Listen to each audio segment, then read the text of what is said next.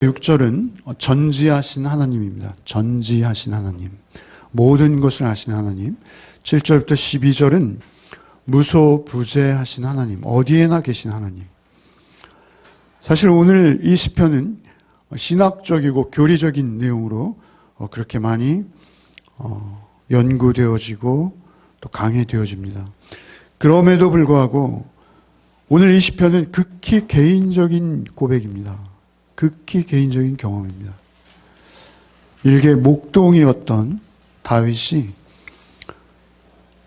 정말 아무것도 없이 빈들에서 양을 치던 다윗이 그토록 놀라운 생애와 삶을 살아낼 수 있었던 근거는 오직 하나님 한 분이시죠.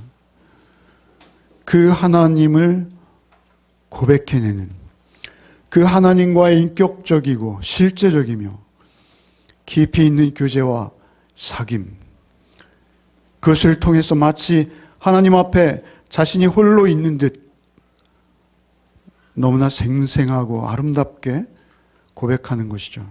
나와 너라는 인격적 기반 위에 있습니다. 하나님은 멀리 계신 분이 아닙니다. 그래서 하나님과 다윗 사이에 그 뗄 수 없는 긴밀하며 운명적인 관계를 알 수 있는 그러한 시인 것이죠.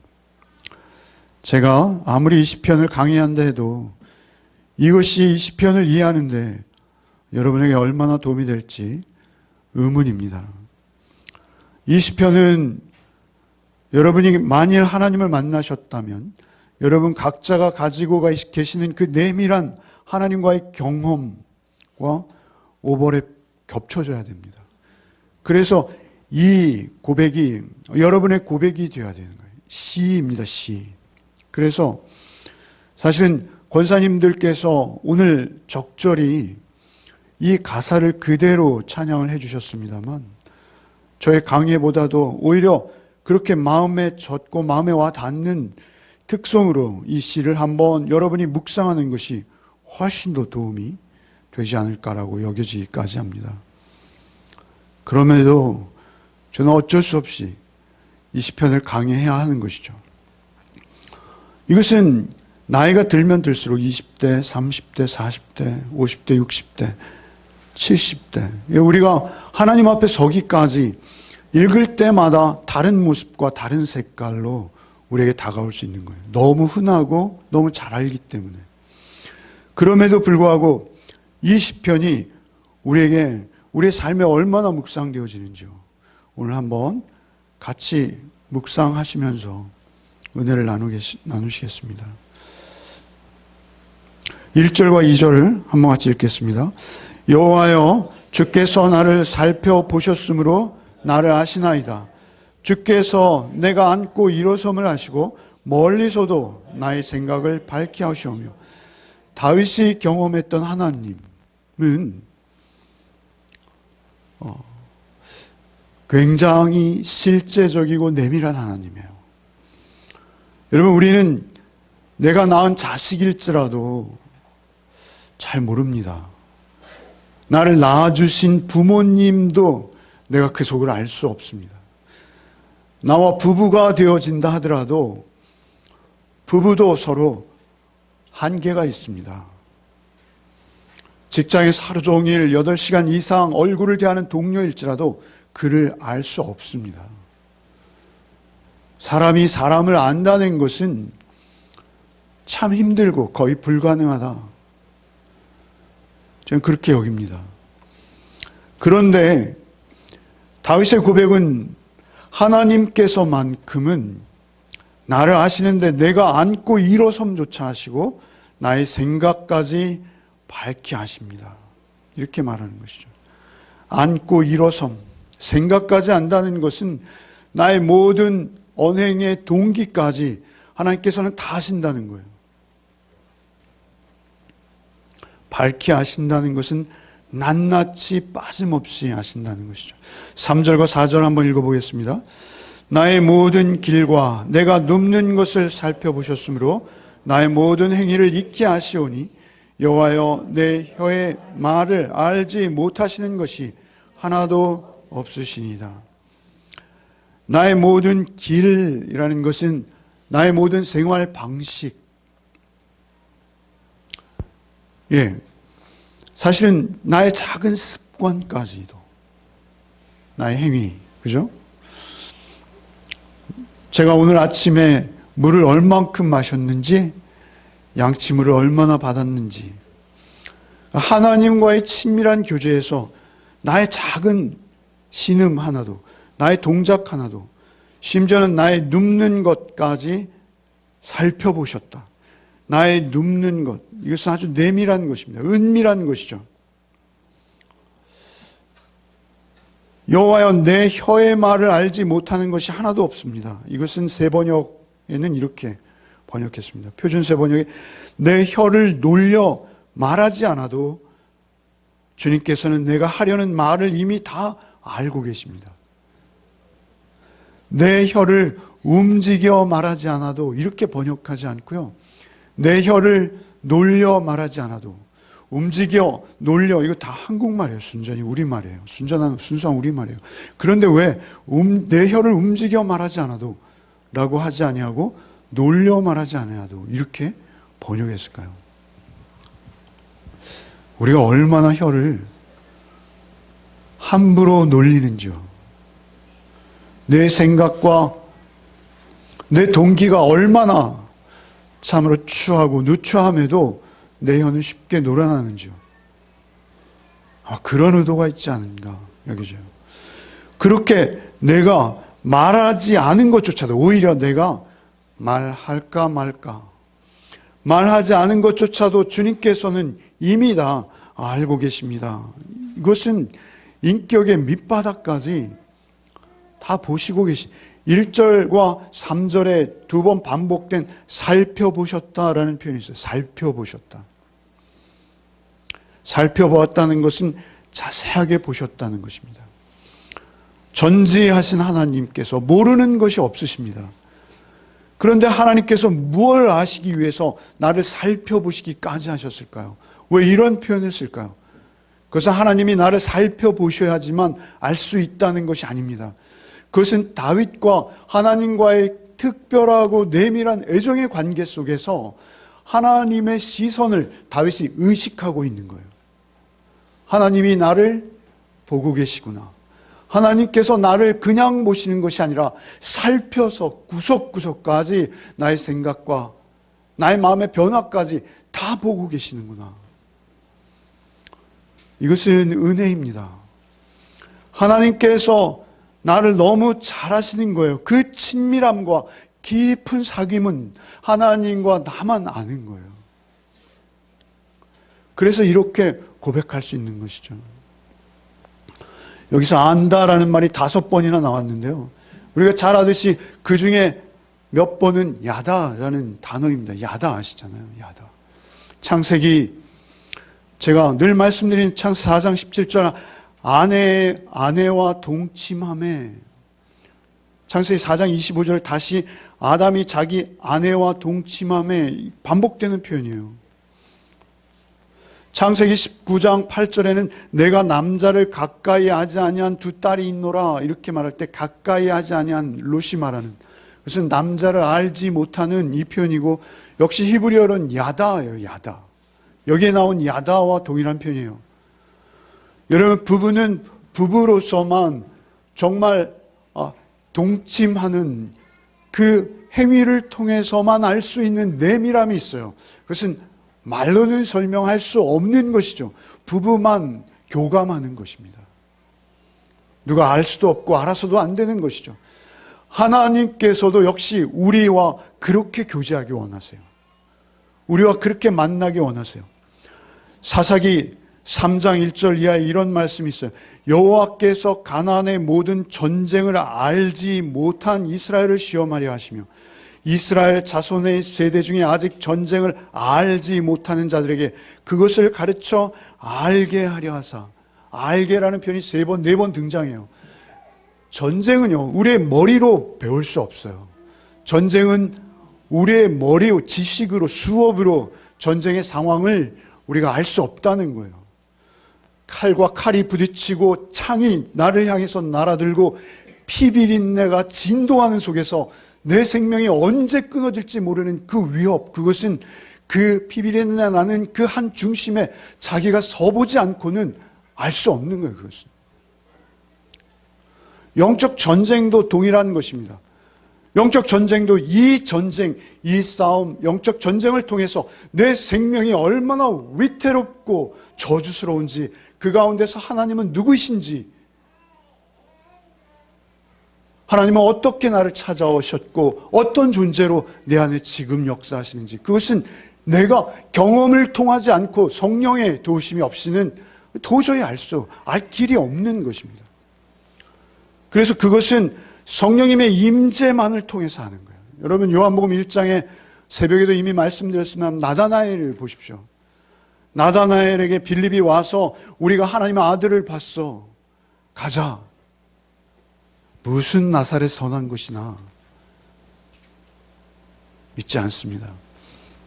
그런데 예수께서 오셔서 내가 너를 무화과 나무 아래서 보았다, 이렇게 한마디 하셨어요.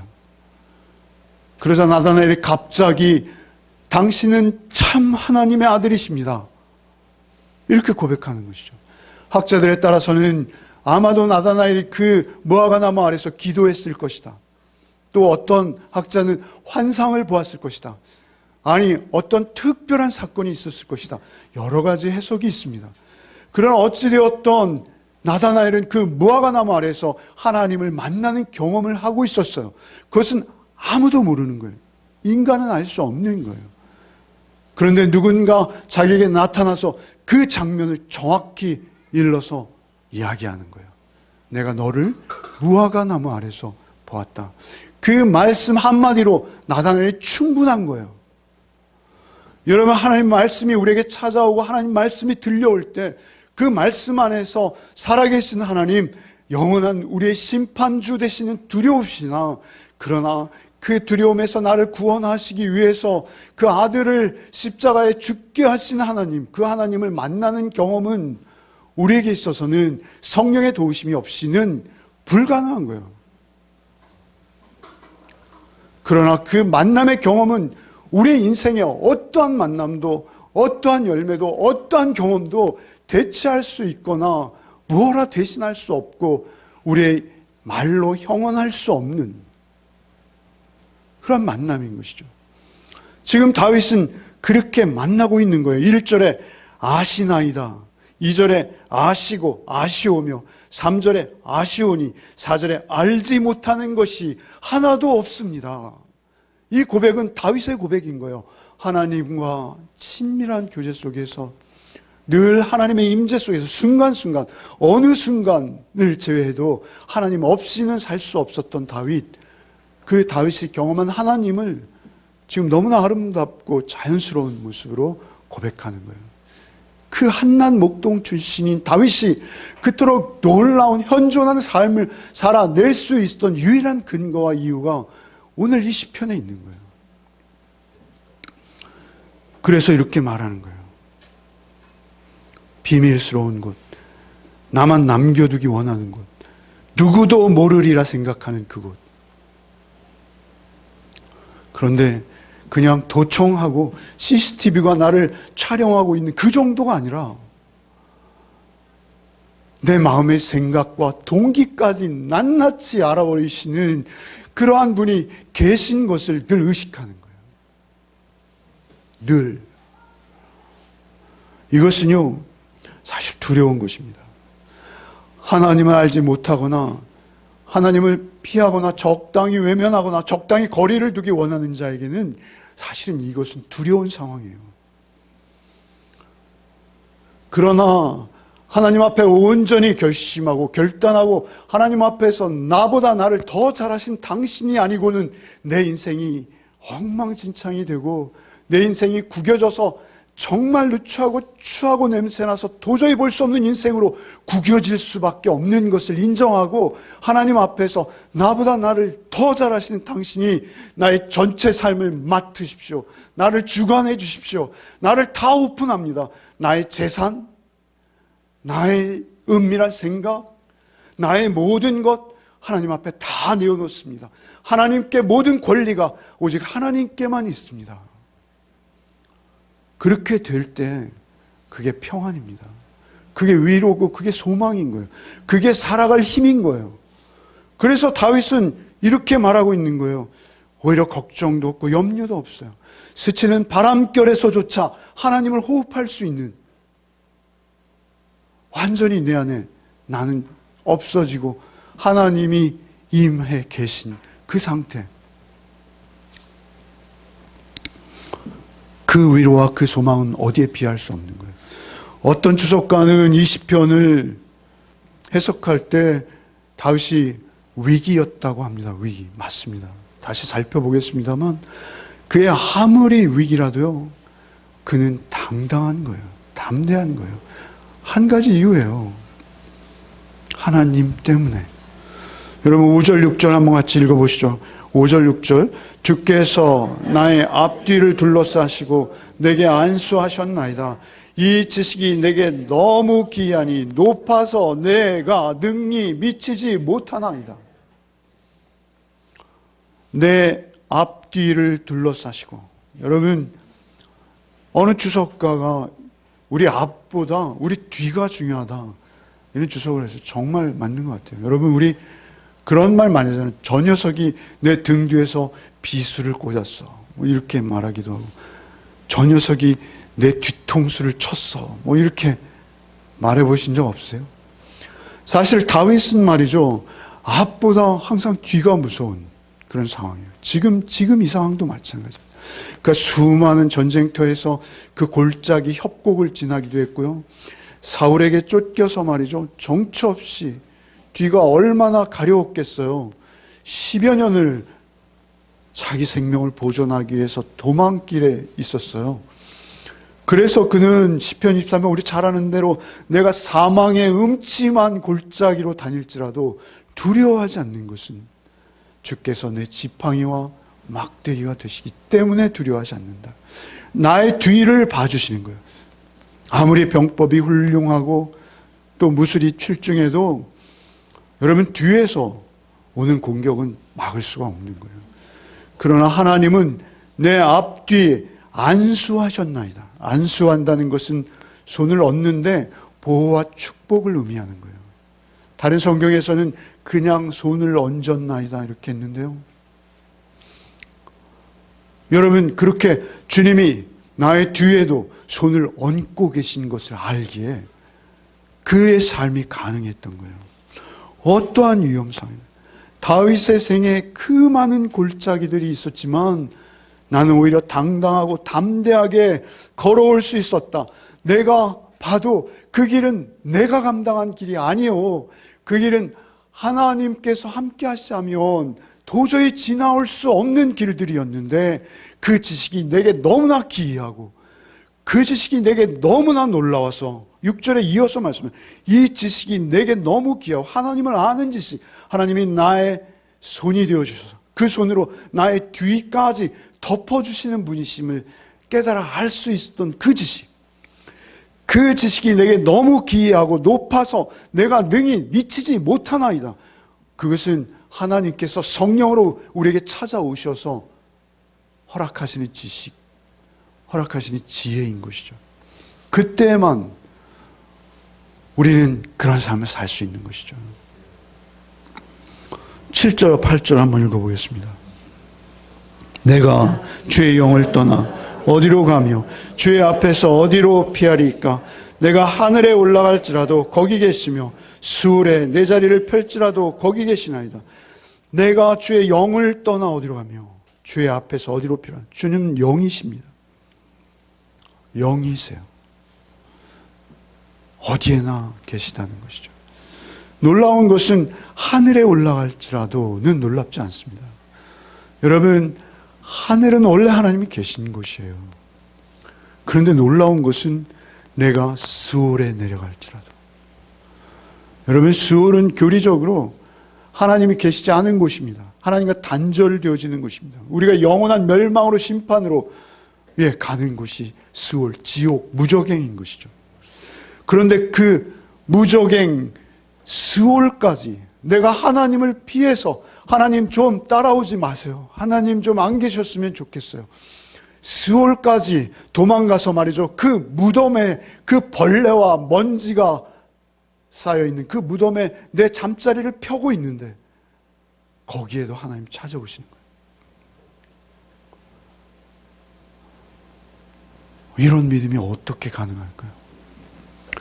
하나님께서 우리에게 임하시면 가능하다는 것입니다. 하나님께서 우리에게 찾아오시면 그렇게 확신으로 주님과 동행한다는 것이죠. 다윗이 스올까지 피하고 싶은 대목이 어디였을까요? 그의 인생에서 정말 하나님, 아마 사울을 아비새가 죽이겠다고 할 때, 그 아둘람 굴에서, 그죠? 나올 때, 제가, 다윗 왕이시여, 제가 사울의 목을 베겠나이다. 그때 하나님 잠깐만 눈 감아주세요. 이걸까요? 그거 아닌 것 같아요. 다윗이 심정적으로는 이런 것이죠. 하나님 어디 계십니까? 하나님은 안 계신 것 같아요. 저는 하나님과 상관없는 스올로 가버리는 거죠. 이럴 때 정말 자기 아들이 자기의 생명을 죽이기 위해서 쫓아올 때 그 신발도 신지 못하고 기드론 시내를 건널 때 그때였을까요? 어쨌든 어떤 순간이든 그 순간을 우리가 알 수는 없겠으나 인생의 가장 비참한 최악의 순간, 그때도 하나님은 자기와 함께 하셨다는 거예요. 자기에게 함께 계셨다는 거예요. 9절과 10절 절정입니다. 같이 한번 읽어보겠습니다. 내가 새벽 날개를 치며 바다 끝에 가서 거주할지라도 거기서도 주의 손이 나를 인도하시며 주의 오른손이 나를 붙드시리이다. 내가 새벽 날개 치며 바다 끝에 가서 거주할지라도, 사실 이것은 날개를 치면서 바다 끝으로 가는 동시동작 같은데요, 그게 아니고요. 영어 성경에는 새벽 날개로 날아가거나 바다 끝에 가거나 두 개의 개념의 등치예요. 엔드로 영어 성경에 나와 있어요. 바다 끝에 간다는 것은요, 이스라엘의 서쪽 끝은 지중해 끝이에요. 바다 끝이에요. 그것은 스올이나 같은 거예요. 바다 끝에 사람이 설 수 없습니다. 그러나 내가 바다 끝에 간다 할지라도, 또는 동쪽은 해가 떠오르는 쪽이에요. 새벽 날개로 날아간다 할지라도, 그것은 여러분, 동쪽 끝은 그 해가 떠오를 때 그 햇볕이 순식간에 날아오잖아요. 그 당시에 날 수 있는 것은 독수리 정도였죠. 근데 내가 만약 날개가 있어서 내 새벽 날개로 그 해가 비추어오는 그 동쪽 끝까지 내가 간다 할지라도, 바다 끝에 간다, 해 뜨는 데부터 해 지는 데까지, 그 어디에 있든지 이쪽 끝이든 저쪽 끝이든 하나님은 그곳에도 나와 함께 하십니다. 이런 거예요. 거기서도 주의 손이 나를 인도하시며 주의 오른손이 나를 붙드십니다. 주의 오른손은 나를 붙드시고 왼손은 나를 인도하신다는, 나의 갈 방향을 가리키신다는 거예요. 오른손은 능력의 손입니다. 여러분, 우리 자꾸 넘어지잖아요. 주님, 이 손 놓으세요. 이럴 때도 있잖아요. 그런데 안 놓으신다는 거예요. 주님은 그때도 한 손을 꼭 잡으시고 강하시고 의로우신 손으로 나를 붙드시고 왼손으로는 우리가 가야 될 곳을 가리키고 계시다는 거예요. 그 경험을 다윗은 하고 있는 거예요, 지금. 그래서 이렇게 고백할 수밖에 없는 것이죠. 11절과 12절 말씀 같이 마지막으로 읽겠습니다. 내가 혹시 말하기를 흑암이 반드시 나를 덮고 나를 두른 빛은 밤이 되리라 할지라도 주께서는 흑암이 숨기지 못하며 밤이 낮과 같이 비추이나니 주께는 흑암과 빛이 같음이니이다. 여러분, 흑암이 반드시 나를 덮고 나를 두른 빛은 밤이 될 것입니다. 이렇게 말하는 거예요. 내가 혹시 말하기를, 이것은 뭐예요? 말하고 싶지 않지만, 말하리라 예상되지 않지만 내가 혹시라도 이렇게 말할 상황이 될 수도 있겠다라는 것이죠. 예측하는 것입니다. 흑암이 나를 덮고 나를 두른 빛은 밤이 되리라 할지라도, 그렇게 말할지라도 도저히 이 흑암, 이 어둠에서는 무엇도 할 수 없습니다. 이 어둠은 벗어날 길이 없습니다. 이렇게 밤이 덮쳐오는데 제가 어떻게 이 밤을 피할 수 있겠습니까? 제가 밤과 낮을 주관합니까? 이 밤에서는 제가 손 하나 깜짝 할 수 없고 이제는 당하는 길밖에는 선택의 여지가 없습니다. 라고 할 때 여러분, 그럴 때 여러분 인생에 있지 않으세요?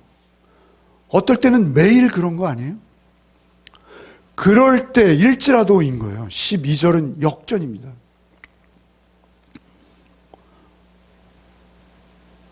여러분 19절 20절 한번 읽어보실까요? 19절 20절 한번 읽어보겠습니다.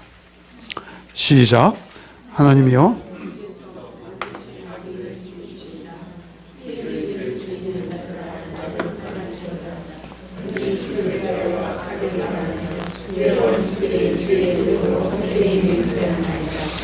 하나님이여 주께서 반드시 악인을 죽이시리다. 피 흘리기를 즐기는 자들아 나를 떠날지어다. 피 흘리기를 즐기는 자들이 자기 옆에 있는 거예요. 그들을 향해서 말하는 거예요. 피 흘리기를 즐기는 자들아 나를 떠날지어다. 그러나 사실 그들을 향해서 이렇게 말하지 못해요. 왜냐하면 우리 공동체는 항상 그렇게 어울려 살고 있거든요. 그들의 정체를 좀 더 보십시오. 20절에 그들이 주를 대하여 악하게 말하며 주의 원수들이 주의 이름으로 헛되이 맹세하나이다. 그들이 오히려 주의 이름으로 맹세까지 하고 있어요. 헛되이. 헛되다는 것은 거짓되게라는 것이에요. 여러분, 그들이 거짓으로 주의 이름을 날마다 들먹이며 오히려 뻔뻔스럽게도 주의 이름으로 맹세까지 하고 있는 거예요. 그런데 그들은 피 흘리기를 좋아하는 자요 내 옆에 있는 거예요. 여러분, 이런 상황이 있다는 것이죠. 다윗에게는 요압이 그렇습니다. 여러분, 요압은 요즘 말로 하면 국방장관이에요. 가장 신뢰하는 군대 장관이에요. 그런데 그가 결국은 다윗을 향해 칼을 뽑지 않습니까? 아히도벨이 그렇습니다, 여러분. 아히도벨은 말이죠, 모사예요, 모사. 나의 책사예요. 나의 가장 존경할 만한 머리예요, 머리. 두뇌예요. 나의 작전을 짜고 수행해주는 그런 사람이에요. 그래서 도저히 그를 거부할 수 없어요. 그러나 그가 반역을 합니다. 뿐만입니까? 자기 아들을 보십시오. 아들도 그냥 아들이 아닙니다. 그 많은 아들들 중에 가장 사랑하고 총애했던 아들이 압살롬입니다. 그런데 그 압살롬이 아버지를 죽이겠다고 아버지의 부인들을 겁간하고 달려듭니다. 피 흘리기를 좋아하는 자들, 그들이 심지어는 여호와의 이름으로 헛되이 맹세까지 하며 자기 주변을 맴돌고 있습니다. 그러니 다윗이 이렇게 말할 수밖에 없는 것이죠. 내가 혹시 말하기를 흑암이 나를 덮고 나를 두른 빛은 밤이 되리라 할지라도, 그런데 그 상황에서 말이죠, 주께서는 흑암이 숨기지 못하며 밤이 낮과 같이 비추이나니 주에게는 흑암과 빛이 같음이니이다. 이것은 너무 놀라운 말씀이에요. 흑암과 빛이 같다는 거예요. 흑암이 빛이고 빛이 흑암이시라는 거예요. 주님께는, 그러나 나는 흑암 중에 있을지라도 이 흑암이 오히려 주님에게는 빛이십니다. 그리고 빛일 때도 오히려 흑암 중에 있을 때라도 주님은 주님이십니다. 사실 이런 고백인 거예요. 여러분, 우리 이 말씀은 역설입니다. 역설. 그러나 여러분, 성경은 역설이 중심입니다. 여러분, 십자가야말로 흑암이 아닙니까? 십자가는 죽음입니다. 가장 끔찍한 죽음. 그런데 십자가와 부활이 함께 있는 거예요. 기독교예요. 십자가가 부활이고 부활이 십자가인 거예요. 죽어야 사는 것이요. 살려면 죽어야 하는 것이죠. 그 역설은 하나님에게만 있는 거예요. 하나님에게 있는 거예요. 바울 사도는 이것을 이렇게 표현하는 거예요. 바울 사도의 방식대로 표현하면 로마서 8장이에요. 로마서 8장 28절에 우리가 알거니와 하나님을 사랑하는 자, 곧 그 뜻대로 부르심을 입은 자, 하나님을 사랑하는 자, 하나님의 임재를 날마다 경험하는 자, 사랑하는 자, 그 뜻대로 부르심을 받은 자, 하나님께서 뜻하시고 부르신 자, 모든 것이 합력하여 선을 이루느니라. 모든 것이라는 것은 어둠을 말하는 것이요, 고난을 말하는 것이요, 그 깊은 사망의 음침한 골짜기를 말하는 것입니다. 그런데 그 골짜기, 그 어둠, 그 고난, 그 환난이 오히려 빛이라는 거예요. 빛이 어둠이고 어둠이 빛이라는 거예요. 그 환난조차도 우리를 어찌할 수 없다는 거예요. 그 고난조차도 우리를 어떻게 할 수 없다는 거예요. 바울 사도는 모든 것이 합력하여 선을 이루느니라 라고 말씀하시고 그 결론을 어떻게 하십니까? 로마서 8장 37절 이하 우리가 잘 아는 그러나 이 모든 일에 우리를 사랑하시는 이로 말미암아 우리가 넉넉히 이기느니라. 내가 확신하노니 사망이나 생명이나 천사들이나 권세자들이나 현재일이나 장래일이나 능력이나 높음이나 기쁨이나 다른 어떤 피조물이라도 우리를 주 그리스도 예수 안에 있는 하나님의 사랑에서 끊을 수 없느니라. 그 사랑은 어떤 어둠도 뺏어갈 수 없다는 거예요. 오히려 그 어둠도 나중에는 빛으로 하나님이 바꾸셔서 그 골짜기를 통해서 하나님의 하나님 되심을 오히려 드러내시겠다. 그렇게 말씀하십니다. 여러분, 환난이나 곤고나 박해나 기근이나 적신이나 두려움이나 칼이나 사두께서 늘어놓는 하나하나가 우리의 인생에서 만만한 대목들이 아니에요. 그럼에도 불구하고 그 모든 대목 가운데 역사하셔서 결국은 우리를 구원해 내시고야 말겠다는 것이죠. 이것이 믿음입니다. 그리고 다윗에게는 그 믿음이 현실인 거예요. 현실. 하나님 한 분으로 인해서 현실이 되는 거예요. 그런 하나님 여러분 안에 계신 줄 믿습니다. 여러분 아니면 여러분 두드리고 찾고 사모하셔야 돼요. 하나님께서는 반드시 성령을 우리에게 주시겠다 하셨습니다. 여러분 기도의 제목은 그 하나님 내 안에 거하셔서 나로 다윗이 고백한 그 하나님 나의 고백 되게 해 주옵소서. 우리 항상 기도해요. 요즘 우리 김현수 집사님 큐티를 굉장히 열심히 하시는 것 같아요. 결심송이 저의 마음에 항상 저의 마음을 꽉 쳐요. 그래서 원래 결심송을 안 하잖아요, 제가. 그런데 제가 찬양이 끝나고 그 권사님들 특송할 때 제 방에 살짝 들어가서 악보를 한 장 카피해 가지고 왔습니다. 우리 집사님 지난주에도 마지막 곡을 우리가 같이 했는데 오늘도 집사님 마지막 곡이 하고 싶어요. 오늘 그래서 설교 좀 일찍 끝났죠. 예배가 김현수 집사님 찬양이 11시 20분에 끝났습니다. 그런데 빨리 끝난 거죠? 그죠? 동의 안 하시는 거예요? 나의 힘이 되신 여호와여, 이 찬양 한번 하고요. 시간이 좀 되면 아무것도 두려워 말라, 이 찬양 이어서 하고 마치겠습니다. 드럼도 하세요.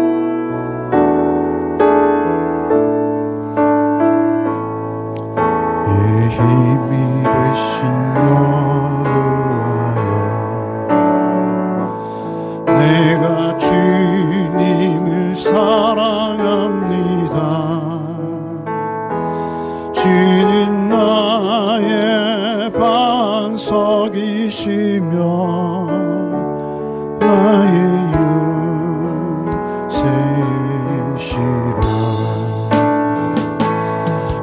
주는 나를 건지시는 나의 주 나의 하나님 나의 피할 바위시여 나의 방패시라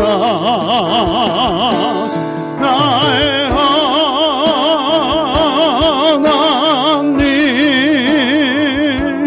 나의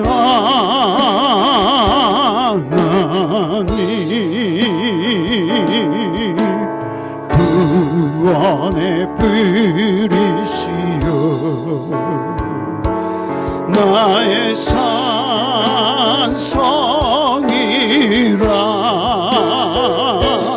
나의 하나님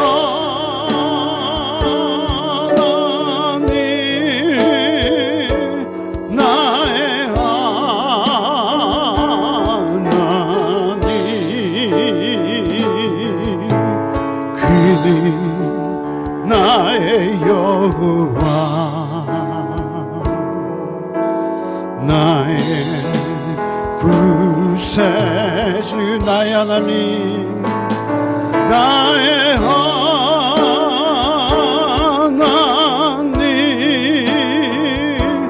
나의 하나님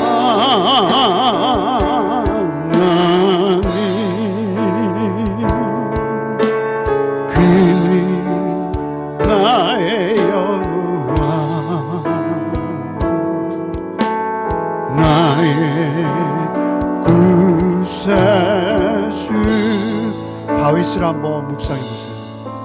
다윗은 지금 피 흘리기를 좋아하는 자들 가운데 있어요. 나를 떠나라 하지만 그들은 결코 떠나지 않아요. 어둠이 피할 수 없는 것처럼 여겨져요. 그럼에도 불구하고 그 어둠이 있기에 오히려 하나님이 하나님 되시고 다윗이 다윗 될 수 있는 것이죠. 그 깊은 골짜기, 그 골짜기가 깊어서 오히려 더 하나님을 가까이 만나는 거예요. 나의 생명이신 여호와요 2절 하겠습니다. 나의 생명이신 여호와 나의 생명이신 여호와 하나님 우리의 생명이세요. 주님을 찬양합니다. 주는 나의 사랑이시며 나의 의지시라. 주는 나를 이끄시어 주의 길 인도하시니 나의 생의 목자 되시니 내가 따름이라. 나의 하나님 나의 하나님 나의 하나님 생명의 면류관으로 내게 씻으소서. 나의 하나님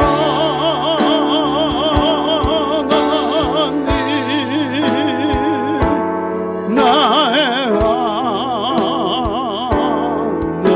하나님 그는 나의 여호와 나의 구세 나의 하나님 나의 하나님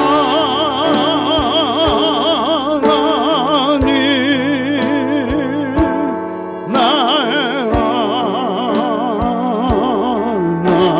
하나님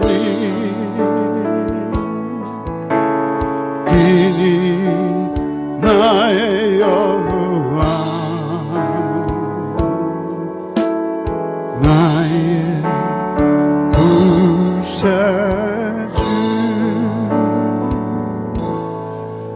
우리의 하나님이십니다. 하나님 우리와 끝까지 함께 하십니다. 하나님만 우리의 힘이십니다. 하나님만 우리의 능력이십니다. 아무것도 두려워하지 마십시다. 아무것도 두려워 말라. 하나만 더 찬양하면 밥맛이 더 좋으실 거예요. 아무것도 두려워 말라. 주님이 우리에게 계시면 아무것도 두렵지 않습니다. 아무것도 두려워 말라. 주 나의 하나님이 지켜주시네. 놀라지 마라. 겁내지 마라. 주님 나를 지켜주시네. 아무것도 두려워 말라. 아무것도 두려워 말라. 주 나의 하나님이 지켜주시네. 놀라지 마라. 겁내지 마라. 주님 나를 지켜주시네. 내 마음이 힘에 겨워도, 내 마음이 힘에 겨워 지칠지라도 주님 나를 지켜주시네. 세상의 험한 풍파 몰아칠 때도 주님 나를 지켜주시네.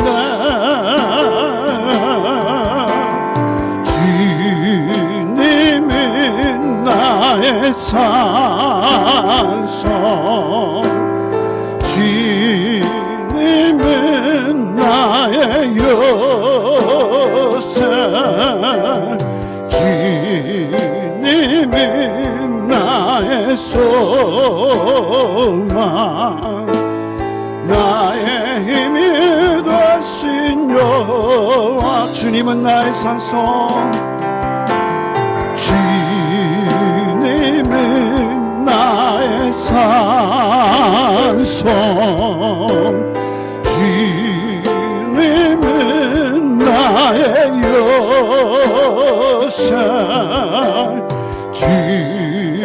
주님은 나의 소망, 나의 힘이 되신 여호와. 아멘. 주님 참으로 감사합니다. 우리가 무엇이간데 우리를 이토록 찾아오셔서 주님 누차 내 안에 거하시는지요. 주님 늘 주님만 의지하겠습니다. 주님만 나의 전부임을 고백합니다. 주님만 나의 생명임을 고백하오니 주여 내 안에 취한 것 다 비워주시고 오직 주님 한 분만으로 충만케 하여 주옵소서. 한 주간의 삶 또 우리 앞에 펼쳐질 것이오나 어떠한 어둠도 우리에게 어둠이 되지 못함을 밝게 알게 하시고 오직 주님만 힘입어 한 주간의 삶 속에서 온전한 승리로 주님과 함께하는 삶이 되게 하여 주옵소서. 예수 그리스도 이름 받들어 기도하옵나이다. 아멘. 이제는 우리 구주 예수 그리스도의 은혜와 하나님 아버지의 그 기이하시고 다 알 수 없는 사랑과 성령의 섭리 교통 동행하심이 한 주간의 삶 속에서 오직 하나님 앞에 모든 것을 내어드리고 의지하며 오직 하나님 한 분만으로 우리의 인생의 삶을 함께 걷기를 소원하는 우리 가족들 위해 이제부터 영원토록 함께 계실지어다. 아멘.